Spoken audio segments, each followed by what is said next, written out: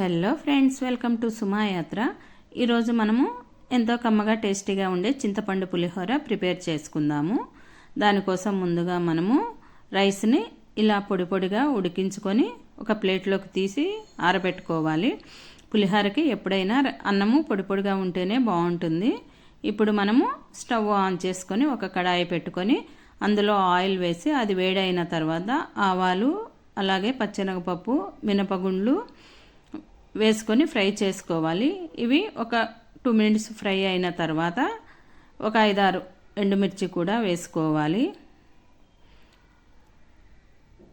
తర్వాత మనము వేరుశనగ గుండ్లు కూడా వేసుకొని స్టవ్ సిమ్లో పెట్టుకున్న తర్వాత ఫ్రై చేసుకోవాలి. ఎందుకంటే వేరుశనగ గుండ్లు వేసినాక అవి మాడిపోతే టేస్టే మారిపోతుంది. కాబట్టి మనము స్టవ్ సిమ్లో పెట్టుకొని ఫ్రై చేసుకుంటే అన్నీ చక్కగా ఫ్రై అవుతాయండి. చూడండి, ఇలా మంచి బ్రౌన్ కలర్ వచ్చే వరకు ఫ్రై చేసుకోవాలి.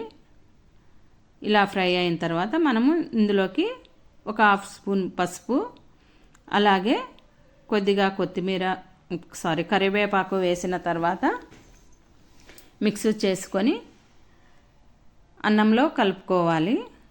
చూడండి, ఈ మిశ్రమాన్ని మొత్తం మనము రైస్లో కలుపుకున్నామనుకోండి సరిపోతుంది. ఇప్పుడు మనము అదే కడాయిలో ఒక 7-8 పచ్చిమిర్చి కూడా కట్ చేసుకొని వేసిన తర్వాత ఒక 2 మినిట్స్ ఫ్రై చేసుకొని తర్వాత మనము ముందుగానే నానబెట్టి ఉంచుకున్నాం కదా చింతపండు, అందులో గుజ్జు మొత్తం ఇలా తీసి పిప్పి లేకుండా గుజ్జు మొత్తం తీసుకొని చింతపండు గుజ్జు వేసుకొని ఉడికించుకోవాలి. ఒకవేళ మీకు చింతపండు గుజ్జు ఎక్కువైందనుకోండి పక్కన తీసి అయినా పెట్టుకోవచ్చు, మీరు కావలసినప్పుడు కలుపుకోవచ్చు.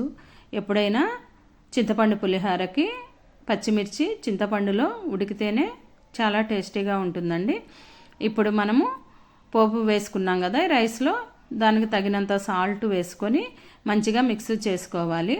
చింతపండు గుజ్జు ఉడికేటప్పుడు కూడా మీరు కొద్దిగా సాల్టు, అలాగే కొద్దిగా బెల్లము, అలాగే ఒక 1/2 స్పూను ఇంగువ కూడా వేసుకొని ఉడికించుకుంటే చింతపండు గుజ్జు చాలా టేస్టీగా ఉంటుందండి. చూడండి మొత్తం ఎలా దగ్గరికి వచ్చిందో.